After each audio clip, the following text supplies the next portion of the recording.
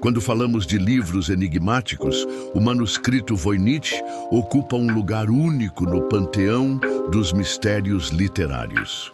Este texto do século XV desafia as regras da lógica e da biologia.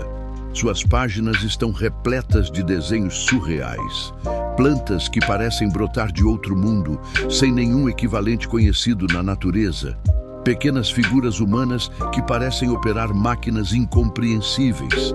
E, claro, a escrita, um idioma indecifrável, composto por um alfabeto e uma gramática que não pertencem a nenhum sistema linguístico conhecido. Até hoje, ninguém conseguiu decifrar esse código antigo de forma definitiva, embora muitos tenham clamado por tal feito. O manuscrito Voynich não é apenas um livro, é uma provocação eterna, um enigma que parece zombar de nossa capacidade de compreensão. Talvez seja o livro mais discutido de todos os tempos, inspirando teorias que vão desde o plausível até o fantástico. Mas qual é o seu real significado? De onde ele veio? Para que propósito foi criado? Vamos mergulhar no universo do manuscrito Voynich e explorar os segredos por trás do livro mais misterioso do mundo. O nome oficial deste livro é Beinecke MS 408, embora o mundo o conheça melhor como o manuscrito Voynich. Ele carrega o nome de Wilfred Voynich, um colecionador de antiguidades que adquiriu o misterioso volume em 1912. Após sua morte, o manuscrito encontrou um novo lar na Biblioteca de Livros e Manuscritos Raros Beinecke, na Universidade de Yale, onde permanece até hoje. Poucos têm o privilégio de vê-lo de perto, já que raramente é exibido ao público.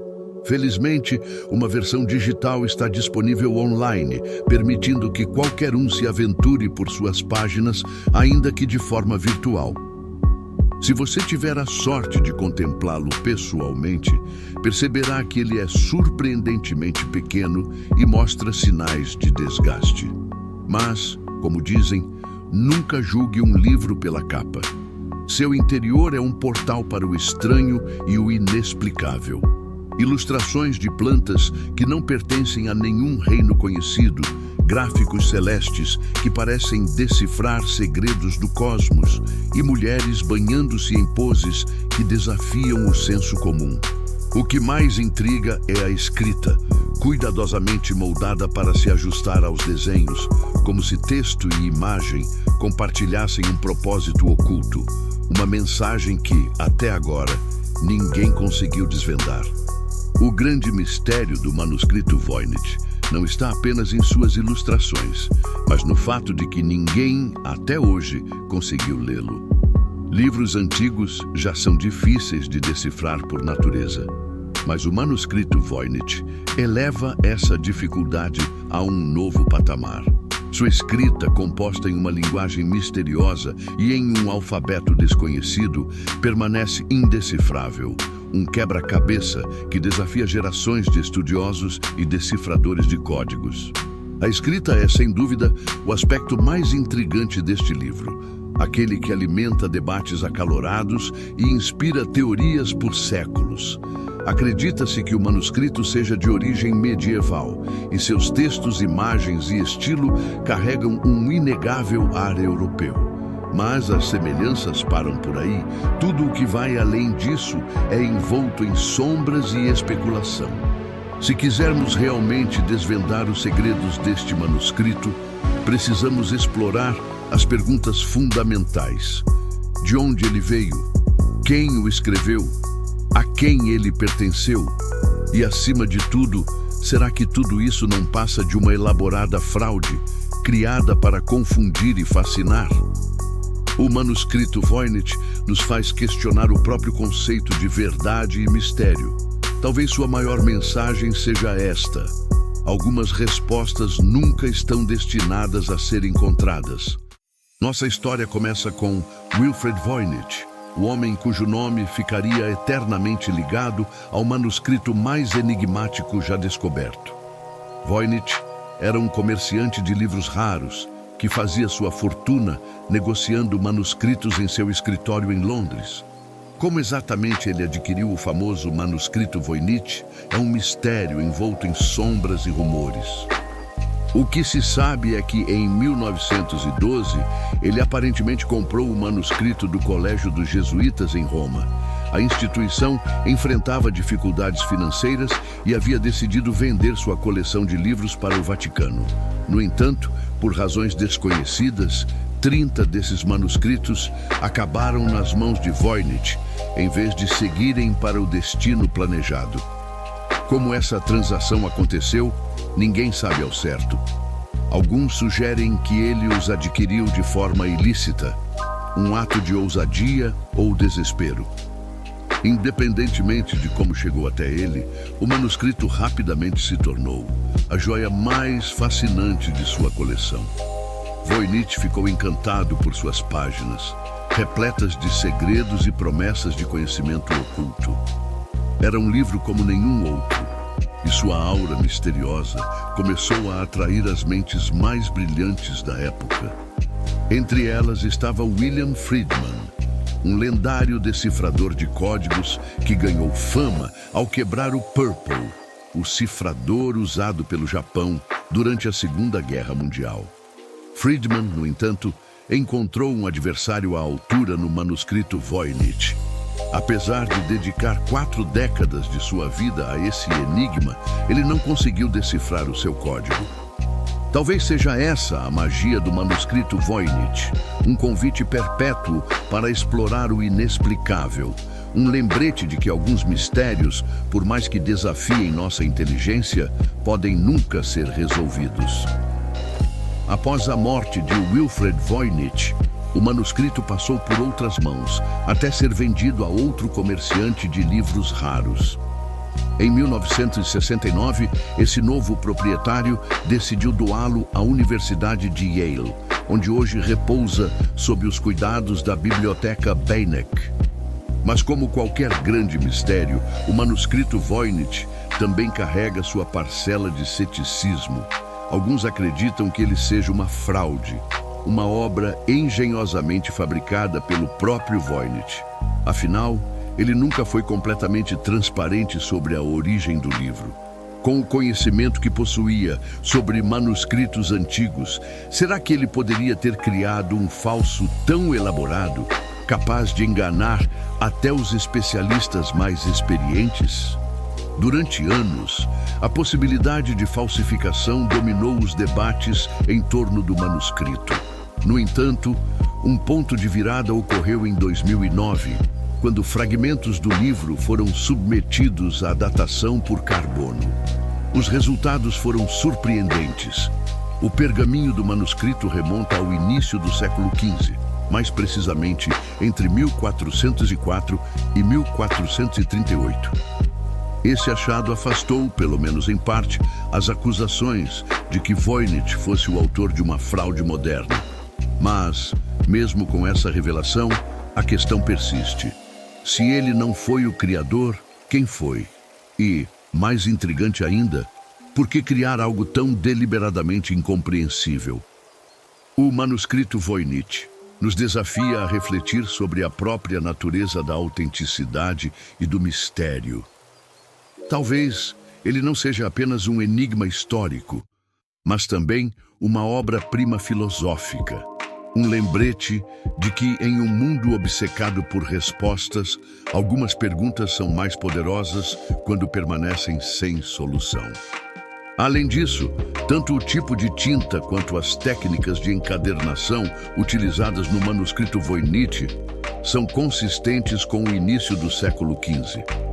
Esses detalhes reforçam sua autenticidade, mas, como todo grande mistério, ainda há espaço para dúvidas. Alguns sugerem que até mesmo um teste de datação por carbono pode ser enganado. Imagine, por exemplo, que você tenha um pergaminho medieval em branco esquecido em algum canto. É possível adicionar escrita a ele em uma data posterior.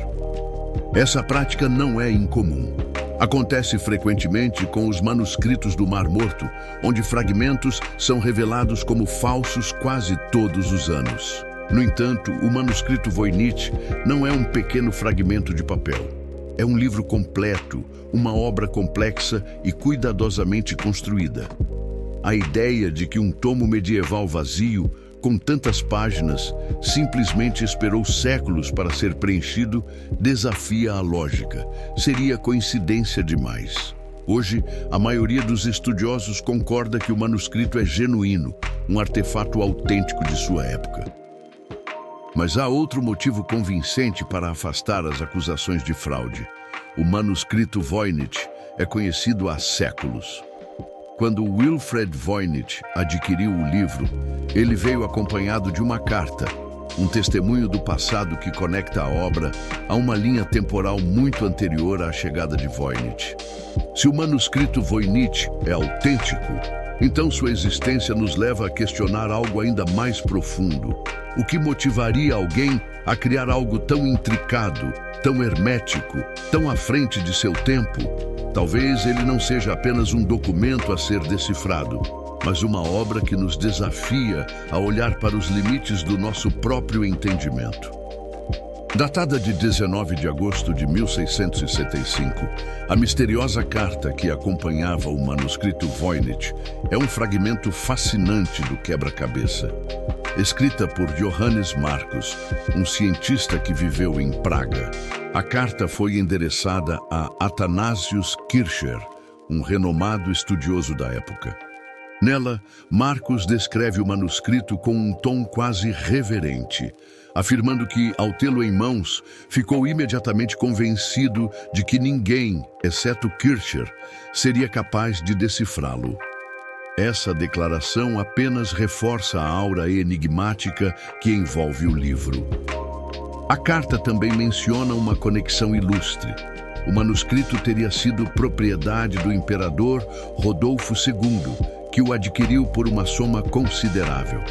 Segundo o relato, o autor do texto seria ninguém menos que Roger Bacon, o filósofo e cientista inglês do século XIII, famoso por sua obra Opus Majus, um tratado enciclopédico que abrange desde gramática até alquimia. Mas será possível que o manuscrito Voynich seja o tesouro perdido de Bacon, um almanaque de conhecimento oculto preservado através dos séculos? Aqui entra uma intrigante dissonância temporal. Roger Bacon viveu bem antes da datação do manuscrito, que o coloca no início do século XV. Essa incongruência levanta uma questão essencial. Seria essa conexão com Bacon apenas um eco de mitos e especulações, ou há algo mais profundo que ainda nos escapa? O manuscrito Voynich parece operar em uma dimensão própria, onde tempo e verdade se entrelaçam de forma quase indecifrável. O verdadeiro autor do manuscrito Voynich permanece um mistério. Parece que foi produzido anonimamente, enquanto passava pelas intrincadas ruas de Praga, onde cruzou as mãos de diversos proprietários ao longo do tempo. Um desses donos foi Georg Baresch, um estudioso que descreveu o livro como contendo, escrita em caracteres desconhecidos, com imagens de ervas, estrelas e outras figuras variadas. Baresch parecia intrigado, talvez até fascinado, pela complexidade e pelo enigma que o manuscrito apresentava. Outro proprietário deixou sua marca no livro de maneira quase invisível, uma assinatura tão apagada que só pode ser detectada com tecnologia de imagem multiespectral. O nome? Jakub Horthy de Tepenet, ou Jacob R. Tepenek, como é mais conhecido. Ele era cortesão em Praga e chefe dos jardins botânicos do imperador Rodolfo II. Talvez o que tenha atraído Tepenet para o manuscrito fossem as ilustrações botânicas, representações de plantas que transcendem o reino do natural, como se fossem ecos de um conhecimento esquecido. Depois de seu tempo em Praga, o manuscrito mergulhou em um silêncio de 250 anos, desaparecendo completamente dos registros. Ele só reapareceria no colégio jesuíta, onde foi finalmente adquirido por Wilfred Voynich em 1912. Essa lacuna de 2 séculos e meio é um lembrete poderoso de como o manuscrito Voynich parece existir em um fluxo próprio de tempo, emergindo e desaparecendo como um fantasma literário. O que aconteceu nesse intervalo? Onde esteve? Quem o possuía? E o que descobriram, se é que descobriram algo? Cada vez que parece oferecer uma resposta, o manuscrito nos entrega apenas mais perguntas, como um sussurro que nos desafia a perseguir a verdade em meio ao véu do desconhecido. Talvez tenha chegado ali pelas mãos de Athanasius Kircher, o destinatário da carta original. Kircher, um jesuíta, pode ter levado o livro de Praga para Roma, dando início a outra etapa do seu enigmático percurso. O manuscrito Voynich tem uma galeria de proprietários colorida e diversificada. Infelizmente, o espaço é limitado e a história completa do livro exigiria mais do que palavras podem comportar. Então, por ora, deixemos a grande ideia nos guiar. A datação por radiocarbono coloca sua origem no início do século XV, mas quem o escreveu continua sendo um mistério profundo. Não foi Roger Bacon, como alguns sugeriram, pois ele já havia partido deste mundo um século antes. Após um período não documentado, o manuscrito reaparece em Praga, passando por mãos de diversas pessoas, incluindo o próprio imperador Rodolfo II.